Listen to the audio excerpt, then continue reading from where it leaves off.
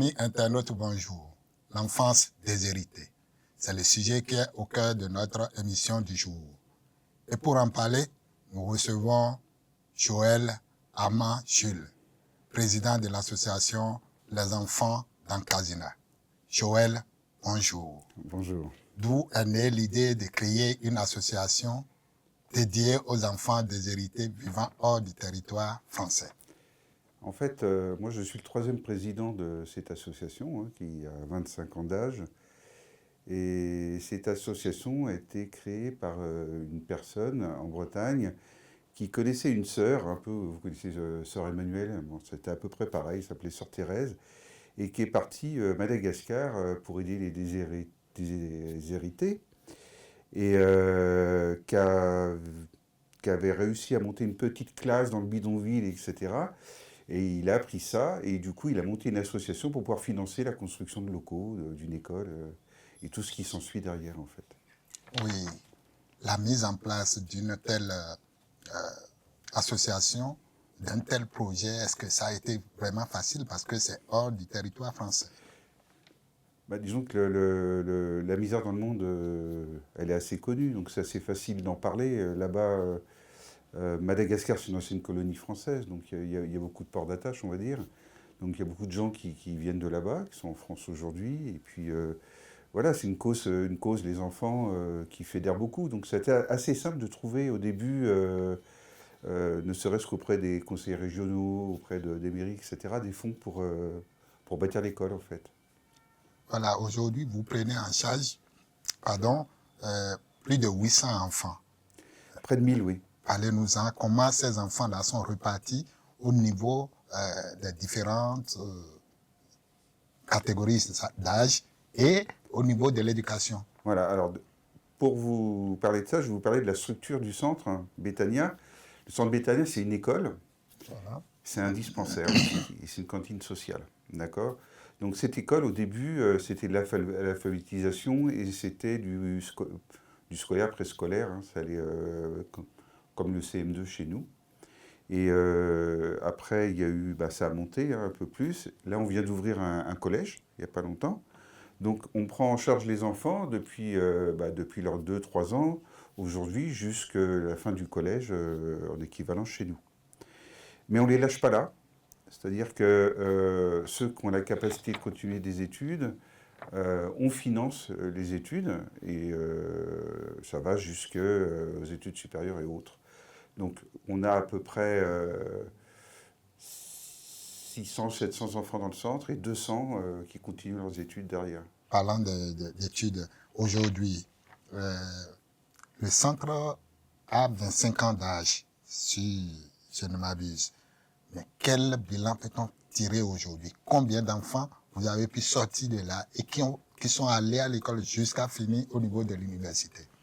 Alors, au niveau de l'université, peu, parce qu'au début, c'était vraiment les nourrir, les soigner et leur donner l'éducation de base. Et puis, au fur et à mesure que l'aide s'est structurée, on a pu commencer, c'est une question d'argent comme tout, à financer un petit peu, ne serait-ce que pour aller jusqu'au bac, parce que c'est déjà pas mal. Et depuis 3 ans, alors c'est dommage que la coprésidente ne soit pas là, parce que c'est elle qui gère tout ça. Depuis 3 ans, donc on a décidé de les accompagner plus loin, parce que pour sortir de la misère, il faut avoir un métier. Et donc on paye les études supérieures. Aujourd'hui, on a 45, je crois, étudiants en études supérieures, pour être informaticiens, qui sont financés par le centre. Qui sont totalement financés par le centre. Voilà. Et suivis socialement par le centre. Voilà, parlant de suivi social, les enfants là ont des assistants sociaux. Il y en a, alors si je n'abuse, il y a 7 assistants sociaux dans le centre. C'est un centre social, c'est-à-dire que c'est vraiment, on est dans le quartier des plus pauvres. Quel rôle ces assistants sociaux jouent? Elles s'occupent de tout, parce que on est encore dans un milieu où il y a énormément de violence, d'abus. Je rappelle que c'est au cœur de la capitale malgache. Oui, c'est dans la capitale, mais c'est un quartier où même les Malgaches ne vont pas, parce que c'est un quartier qui est très dangereux, parce que très très pauvre, qui est bâti sur des marécages. Et donc, c'est de l'extrême pauvreté.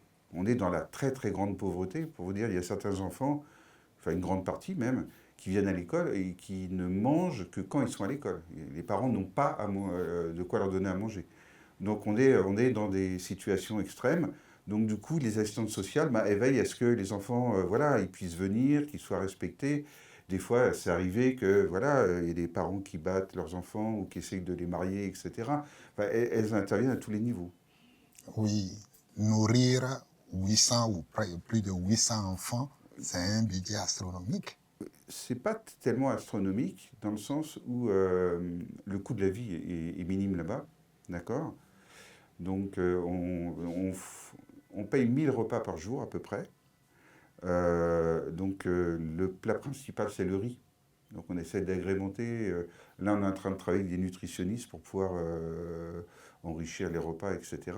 Donc ça c'est un coût par contre, enrichir les repas. Mais le riz de base, voilà, il y en a beaucoup, hein. Les enfants ils ont des assiettes bien garnies, mais c'est pas suffisant. Voilà. Donc nous, on travaille toujours pour essayer de trouver des fonds pour. Avant, il y avait Action contre la faim qui intervenait. Aujourd'hui, ils n'interviennent plus. Voilà. Donc nous, on essaye de pallier à tout ça, en fait. Il y a également un centre médico-social, Voilà. sanitaire au Voilà. sein de... Alors, on emploie 2 Oui. médecins, une sage-femme, il y a une dentisterie, et c'est gratuit pour les enfants. Oui. Et on fait tout ce qui est vaccination de base à la place de l'État, parce qu'en fait, dans ce quartier qui est entre 15 et 20 000 habitants, il n'y a aucune structure étatique, il n'y a rien. Donc on pallie à tout ça. Donc même pour les vaccinations de base des nouveau-nés, le suivi des nouveau-nés, etc., tout est fait au centre. Oui, je reviens toujours. Ça, tout ça, ça a un coût. Et comment vous Ça a un financez? coût, bah, on le finance par des parrainages d'enfants, ou de classes, ou d'étudiants. C'est-à-dire que des particuliers comme vous, comme moi, voilà, ils parrainent un enfant, donc ils versent une certaine somme par mois. Et ça va aider l'enfant à être suivi, etc. Et on partage cet argent sur tous les autres enfants aussi. Voilà, donc c'est des parrainages individuels, en fait, qui font on va dire 80% de notre budget. Le parrainage, c'est quoi le système? Comment ça se fait? Bah, en fait, voilà, une personne qui a envie d'aider un enfant, donc on lui donne sa fiche sociale, etc. Et elle va suivre l'évolution de l'enfant. Elle peut contacter l'enfant, elle va avoir des nouvelles régulières, des photos. Voilà, elle va suivre, c'est comme si, je veux dire, le parrainage, il porte bien son terme, hein. C'est comme si voilà, elle allait voir comment cet enfant va grandir, elle va l'accompagner à toutes les étapes de sa vie comme ça. Voilà. Oui, ça dure combien de temps? Ben, ça dure autant de temps que le parrain veut, Ok. jusqu'à la fin des études. Après, la personne devient adulte et doit s'assumer. Mais après, il y a des contacts. Nous, en fait, on a 2 personnes dédiées sur place qui font le lien entre les parrains français et les enfants, voilà, qui ne parlent pas forcément bien français, etc. Donc, on a D'accord. un service qui est tout le temps en contact, qui donne des nouvelles, qui fait le suivi. C'est 2 assistantes sociales, d'ailleurs, qui font le suivi social aussi de ces enfants. Et qui apportent des nouvelles quand ils tombent malades ou s'ils ont réussi des examens, etc. Il y Oui. a un vrai suivi en fait individualisé. Voilà, s'il y a un suivi individualisé, je reviens sur la gestion financière. Vous êtes président, vous êtes ici en France. Mhm. Comment vous rassurez que l'argent donné par les parrains sont allés à destination? Alors, très clairement, si vous voulez parler chiffres, on a un budget global de 100 000 euros par an, Voilà. d'accord, qu'on collecte via ces parrainages en grande partie.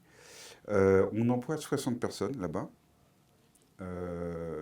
et on paye tous les frais de structure, tout le reste. Avec ces 100 000 euros, on est capable de faire fonctionner toute l'école, de nous s'occuper de 1000 enfants, vous voyez, d'employer les médecins, etc. C'est pour ça que je vous dis que le coût de la vie est très bas. Comment on fait pour contrôler? Alors, premièrement, il faut bien voir que Madagascar, c'est malheureusement un État où il y a beaucoup de corruption. Pour pallier à ça, c'est une association qui a été montée sur place qui va gérer l'argent qu'on verse. C'est l'association Betania.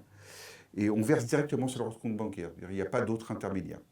Et moi, je fais du contrôle de gestion. C'est-à-dire qu'on a tous les outils modernes de gestion pour contrôler les fonds, on fait les budgets ensemble, on construit toutes les dépenses, etc. Moi, j'ai une vue sur tous les bilans comptables, les pièces comptables et autres. Donc, on sait que tout l'argent utilisé va bien au fonctionnement du centre. Et il est impossible aujourd'hui de détourner de l'argent là-bas. Et à la tête de la coordination du centre là-bas, C'est une sœur de la Providence. Là-bas, ça se fait beaucoup, les écoles avec des sœurs qui gèrent les écoles, Religieuse. des religieuses. Donc c'est une sœur de la Providence aussi, qui est aussi garante de la bonne tenue et de tout ça qui est sur place en fait. Donc nous, Et on est en contact quotidien avec les équipes. Soit que le comptable, la coordinatrice, l'équipe suivi filleul, qui suivent les enfants, on est en contact quotidien et on a installé Internet, ils ont des outils modernes et ça fonctionne en comme ça. dehors de tout ça, euh, combien de fois l'équipe se rend sur place? Une seule Je fois sais par an pas, maximum, parce qu'il faut bien comprendre que bah, le coût d'y aller, le coût de billets d'avion, etc., bah, c'est de l'argent qu'on ne donne pas aux enfants. Donc on essaie de limiter au maximum nos charges fixes pour pouvoir verser au maximum d'argent là-bas. Donc on y va maximum une fois par an. est-il facile de convaincre les mécènes Non. à vous suivre? Non. Et après, ceux qui connaissent Madagascar, oui. Parce que, en fait, il y a eu beaucoup d'actions qui ont été faites à Madagascar, de construction d'écoles, d'apport de nourriture, de tout ce qu'on veut. Le problème, c'est que c'est pas suivi dans le temps et que souvent, ça se dégrade très très vite. Nous, on a un centre qui est très très bien entretenu, qui est suivi, qui est même une référence à ce niveau-là, hein, qui est connu par toutes les grandes organisations humanitaires hein, sur place. Je vous citais Action contre la faim, mais ASMAE, enfin, il y en a plein qui sont intervenus et qui sont référents au niveau de l'école. Donc on est assez connu localement et le fait que du coup, si les gens vont sur place et regardent un peu l'état de gestion, l'état des bâtiments, ça rassure.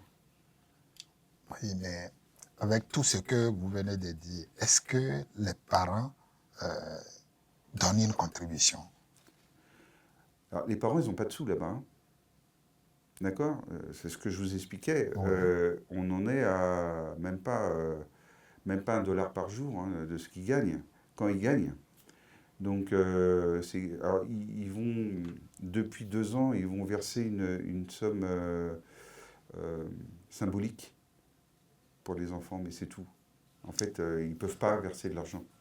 Dans le cadre du suivi, si un enfant s'est déscolarisé, est-ce que l'association le suit pour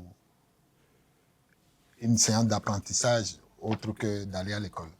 Alors, il y a des filières d'apprentissage métier, oui, couturière, mécano, etc., qu'on finance aussi, oui. Voilà. Est-ce qu'on peut avoir une idée de combien de personnes sont déjà sorties ou bien qui sont en Ah, bah, cours? plusieurs centaines, je n'ai pas les chiffres, parce qu'en fait, on n'a pas les archives de tout ça, parce que c'était vraiment pas développé avant que ma femme et moi on reprenne l'association. Mais là, je vous dis par expérience que, par exemple, on a, avant de prendre en présidence cette association, on parrainait une enfant. On l'a parrainée pendant 10 ans et elle a fait couture, donc elle n'était plus dans le centre, elle était dans un centre d'apprentissage de couture Oui. et elle a appris son métier comme ça. Et c'est assez courant en fait. Et aujourd'hui, elle vit de ça déjà ou bien elle n'a Voilà, pas aujourd'hui elle fini? est mariée, elle a 2 enfants, pas bientôt un deuxième. Et puis oui, voilà, elle a son métier, oui. Félicitations et du courage pour la suite. Voilà, oui. J'espère que vous avez encore d'autres enfants encore sous votre parrainage personnellement en Oui, tant là que on a pris 2 président. orphelins. Parce qu'on gère, il y a aussi des orphelins, voilà. Donc oui, Mais le centre ne regroupe pas que des orphelins. Non, non, non, non, non, Voilà. c'est les habitants du quartier. OK.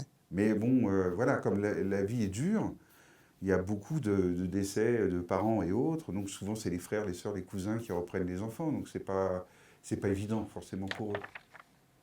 Donc nous, on les garde dans l'école, on les suit avec les assistantes sociales, etc. Oui, quand on sait que c'est une association qui a une vie et que les choses changent à long terme, qu'est-ce que vous prévoyez pour qu'il y ait plus de suivi au niveau de ces enfants, pour qu'on ne les retrouve plus peut-être dans ces situations de précarité? Alors, on ne va pas faire de miracle, d'accord. Je veux dire, le nombre d'enfants dans la rue et le nombre d'enfants à aider, même ne serait-ce que dans le quartier, on n'en est pas capable. Donc, c'est une petite partie de ces enfants qui passent par l'école. Voilà. ceux-là, on va les suivre jusqu'au bout. D'accord? Mais on ne peut pas sauver les enfants. On va dire, c'est tellement énorme le travail qu'il y a à faire à Madagascar que voilà, on essaie de se concentrer, nous, sur le nombre d'enfants qu'on peut aider.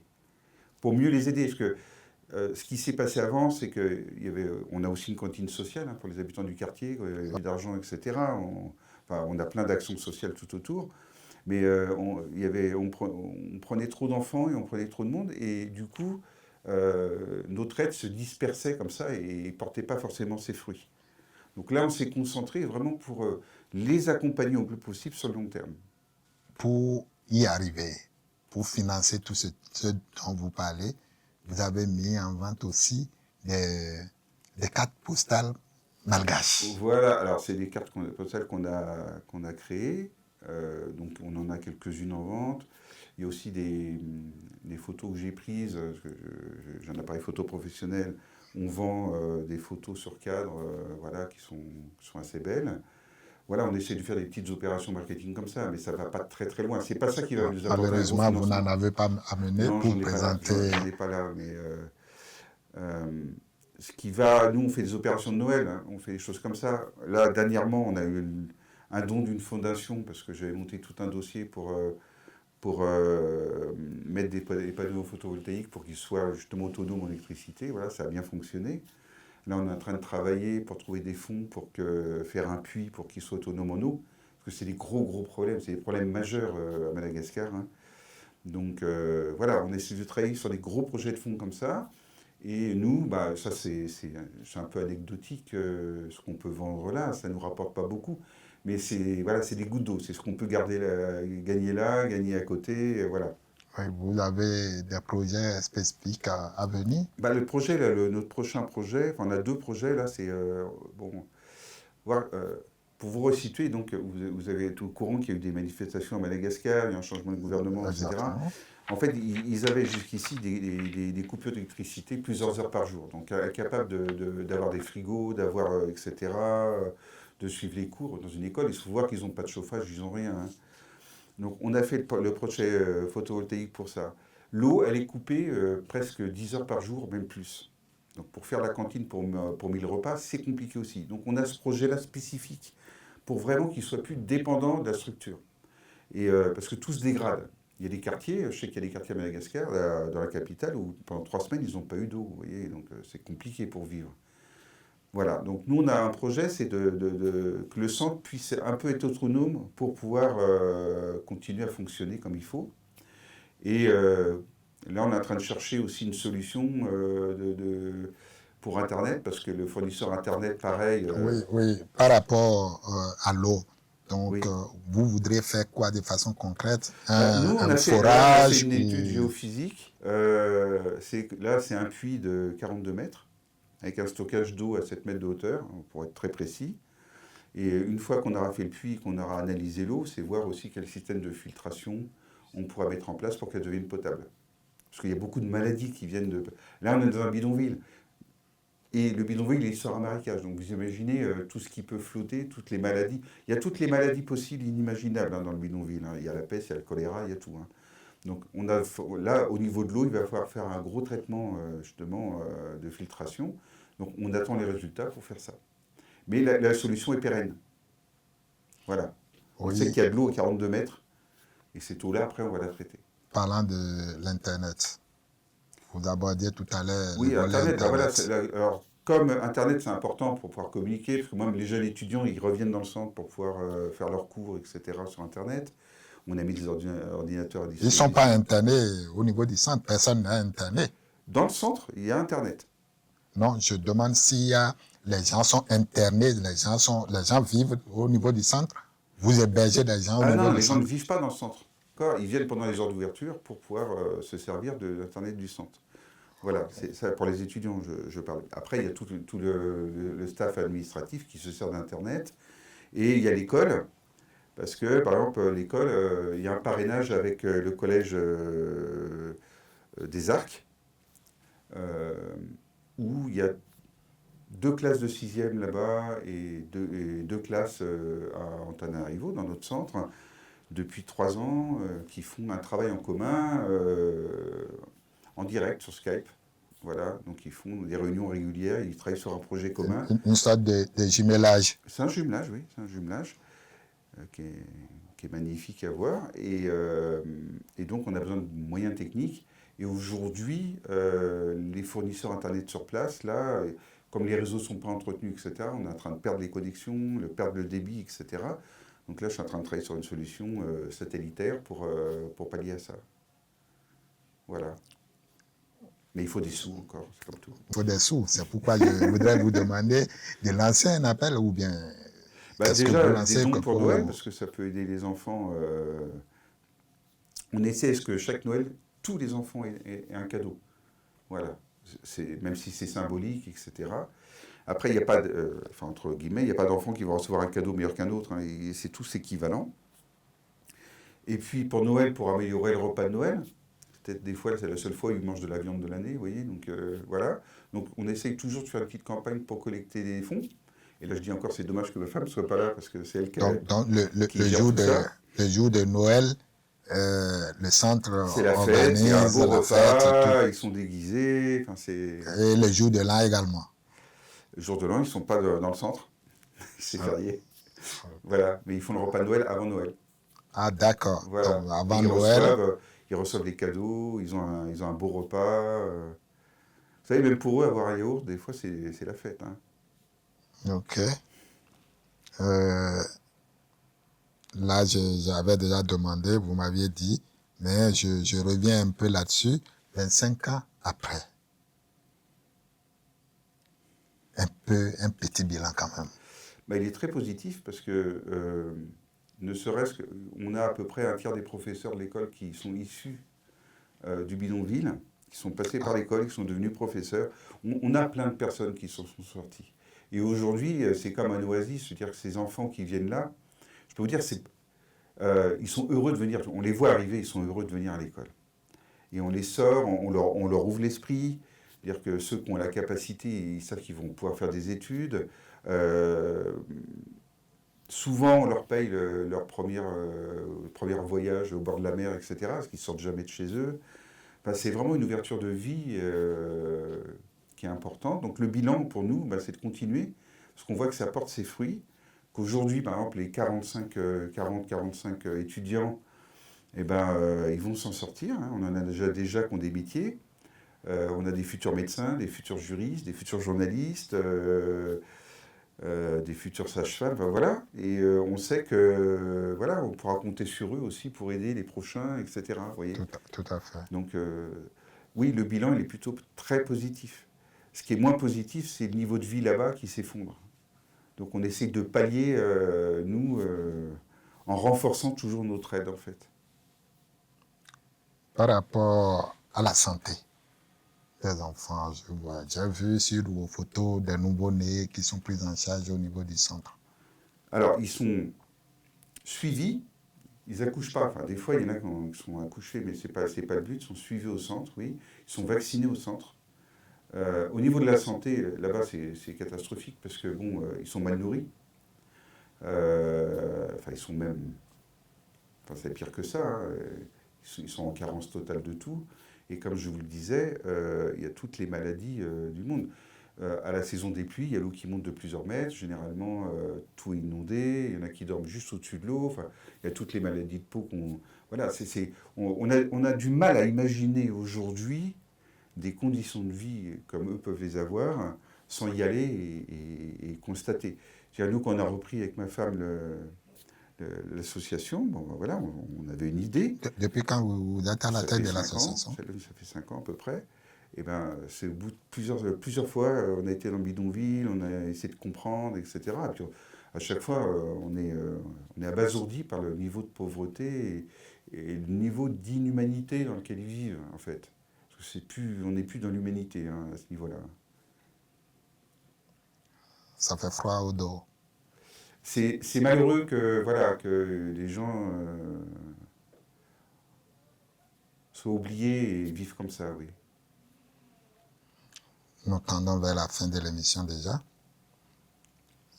Je voudrais vous demander de me dire si vous avez un appel à lancer aux nouveaux mécènes surtout, parce que vous avez un méga projet à Bah, venir. mécène, surtout, bon, un projet, c'est un projet. Parce que, comme vous disiez, elle a 25 ans l'association. Moi, ce que ma femme voulait faire, c'était un appel plutôt pour qu'il y ait des nouveaux parrainages, parce qu'il y a encore beaucoup d'enfants Tout à fait. qui ont besoin d'aide, etc. Un parrainage, ça s'étale sur le temps. Et nous, c'est ce qui nous intéresse, c'est de le stabiliser, c'est qu'aussi il y a cet échange entre les gens en France qui suivent un enfant là-bas, parce que quand l'enfant est parrainé, il a conscience qu'il y a quelqu'un qui s'occupe de lui.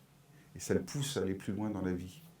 Et donc, on a plus besoin de parrains, bon, des mécènes, hein, je suis preneur, hein, mais Oui. évidemment. Adressez votre message à ses parrains, à ses potentiels Voilà, parrains. je veux dire, Regardez le plus simple, regardez c'est la de, caméra qui est en face de voilà, vous. le plus simple, c'est de prendre contact avec l'association, et puis on vous expliquera, voilà, en quoi votre action, elle peut être bénéfique pour les enfants. Et c'est pas grand-chose. Nous, on n'impose pas grand-chose. On a un minimum de 20 euros par mois à verser. C'est déductible à 66%. Donc, c'est-à-dire que avec 7 euros, vous pouvez aider un enfant à aller à l'école, à manger, à se soigner. Voilà. Et ça, c'est formidable. Votre appel est entendu. Nous arrivons au thème de notre émission. Merci de rester toujours câblé sur Canal 2 Draguignan et à très bientôt.